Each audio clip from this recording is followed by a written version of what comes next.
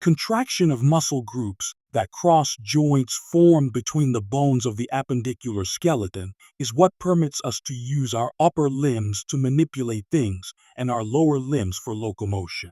The appendicular skeleton is composed of 126 bones of the limb's appendages and the girdles that attach the upper and lower appendages to the axial skeleton.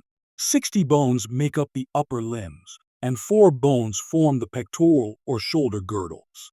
Similarly, the lower limbs contain 60 bones, which are attached to the 2 bones that make up the pelvic girdle. The pectoral girdle consists of 2 bones per side, the clavicle or collar bone and the scapula or shoulder blade. The clavicle articulates with the sternum via the sternoclavicular joint. The junction is espade and relatively weak.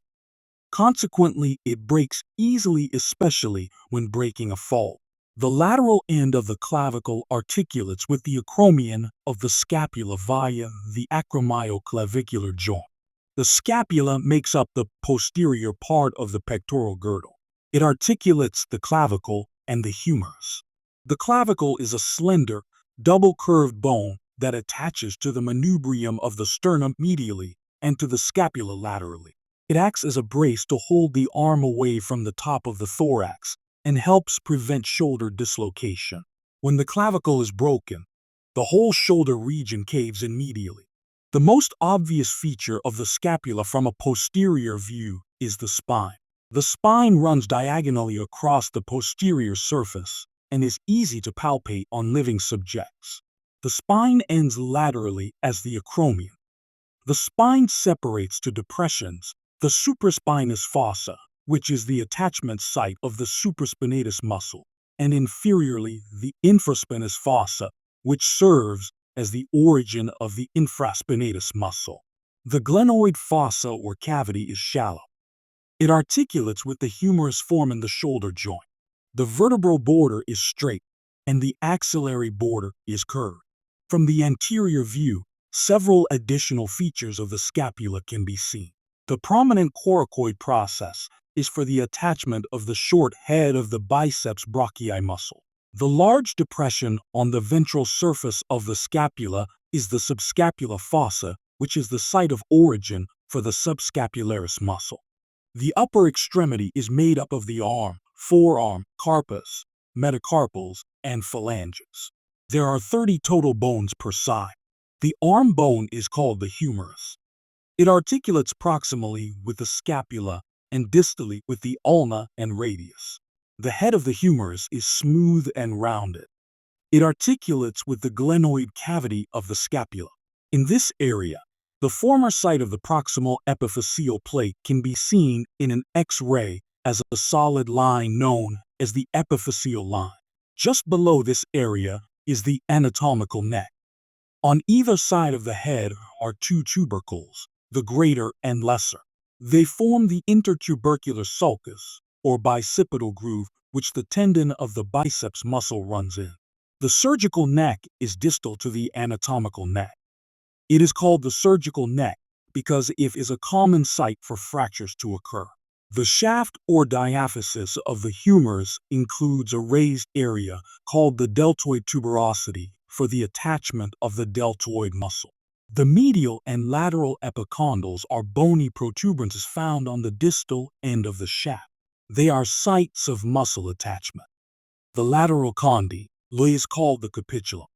It articulates with the forearm bone called the radius. The medial condyle is the trochlea, which articulates with the other forearm bone called the ulna. There are also depressions that allow a place for the heads of the forearm bones to go during flexion or extension. On the anterior surface, the radial fossa receives the head of the radius when the forearm is flexed, and the coronoid fossa receives the coronoid process of the ulna. The large posterior olecranon fossa receives the olecranon process or elbow of the ulna. The forearm is formed by 2 bones, the radius and the ulna. The most prominent feature of the ulna is the olecranon located on its proximal end. Anteriorly, the medial coronoid process articulates with the trochlea of the humerus.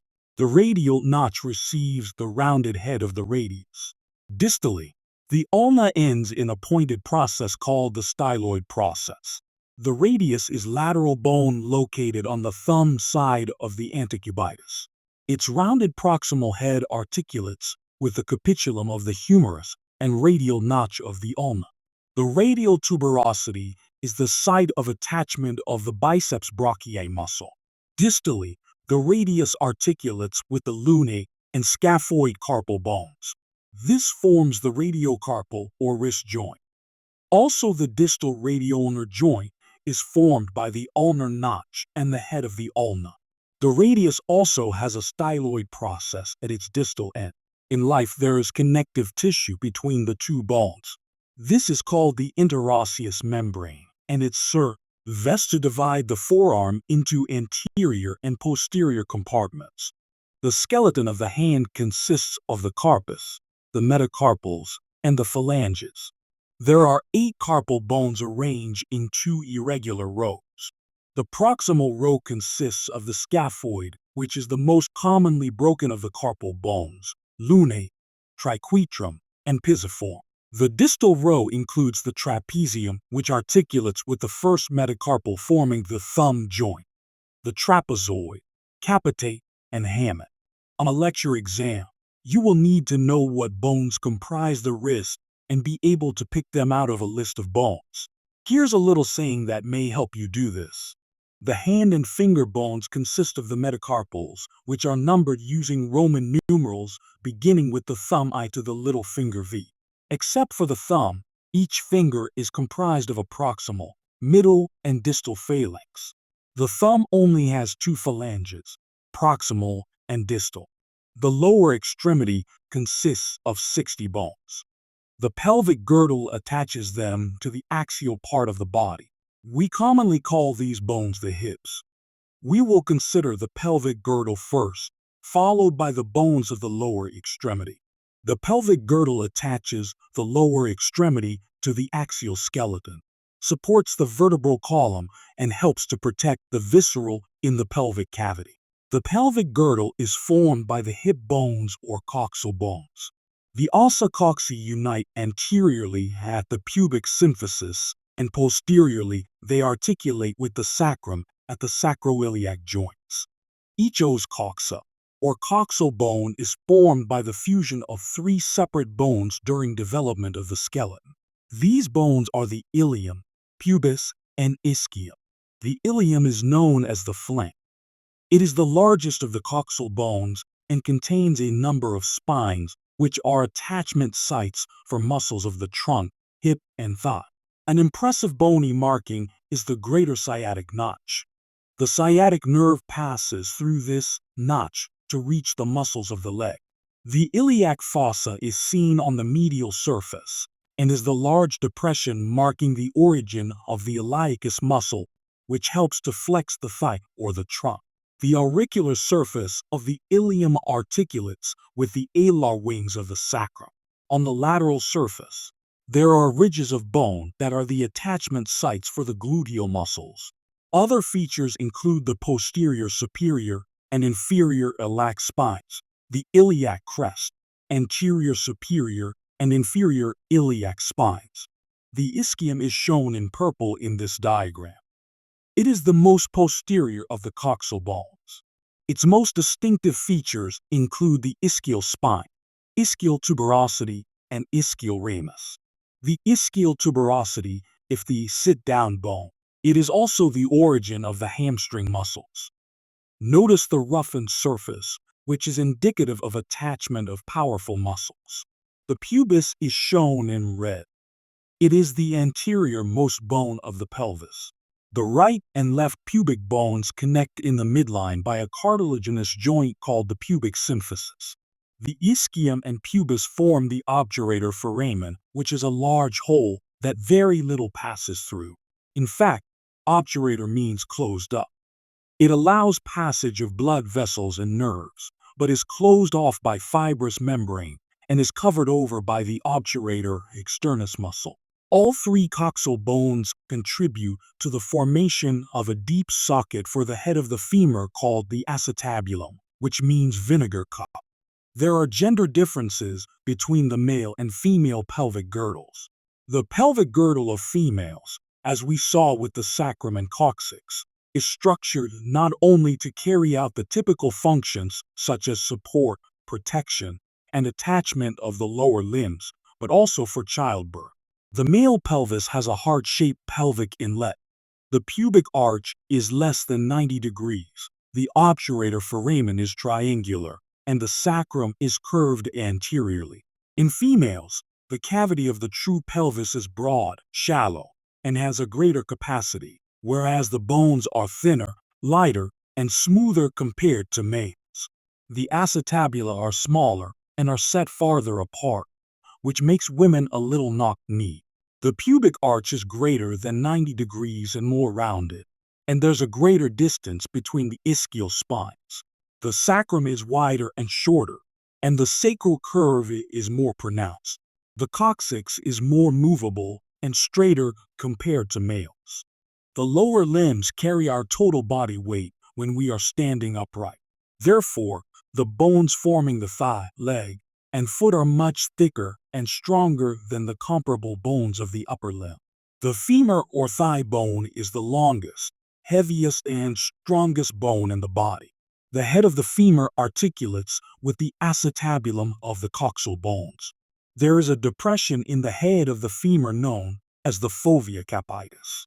It is the attachment site of a tough ligament that connects the head of the femur to the acetabule. The neck is a common fracture site, especially in the elderly, particularly as the result of osteoporosis. Two large projections, the greater and lesser trochanters, are attachment sites for thigh and gluteal muscles. There is also a gluteal tuberosity, which makes up part of the insertion of the gluteus maximus muscle. The adductor tubercle, located just superior to the medial epicondyle, is the attachment site of the thigh adductor muscles. The medial and lateral condyles articulate with the medial and lateral condyles of the tibia. The patella or kneecap is a sesamoid bone in the tendon of the quadriceps femoris muscle group. The patellar ligament attaches it to the tibial tuberosity. It is this ligament that is tapped when checking the knee jerk or patellar reflex. The patella not only serves as an anchor point of the quadriceps tendon, it protects the front of the knee joint and maintains the position of the quadriceps tendon when the knee is bent. The tibia is known as the shin bone. It bears the weight of the body. Proximally, it articulates with the femur and fibula. Distally, it articulates with the fibula and talus ankle bone. The anterior border or crest of the tibial shaft lies just under the skin and is easily palpable and easily hurt as well. The prominence on the medial surface of the ankle is the medial malleolus. The fibula is a thin bone that is easily fractured. It is a frequent site of stress fractures in particular. Proximally, the head articulates with the lateral condyle of the tibia below the knee, and distally, the large lateral malleolus articulates with the talus. The lateral malleolus makes up the bump on the outside of the ankle. In life, the tibia and fibula are connected with an interosseous membrane as seen in the upper limb between the ulna and radius. The tarsal bones make up the tarsus or ankle. The talus articulates with the tibia and fibula, but none of the other bones do. The calcaneus is the heel. It is the largest and strongest of the tarsal bones. Distal to the calcaneus is the cuboid. The navicular articulates with the talus, and the three cuneiform bones lie distal to it. Just like the bones of the carpus, the tarsal bones are held together with tough ligaments. The metatarsals are designated IV. The first metatarsal is the big toe or hallux. The bones of the foot form two arches, the longitudinal and transverse. These support and distribute the weight of the body and provide leverage while walking. The bones of the foot form two arches, the longitudinal and transverse. These support and distribute the weight of the body and provide leverage while walking.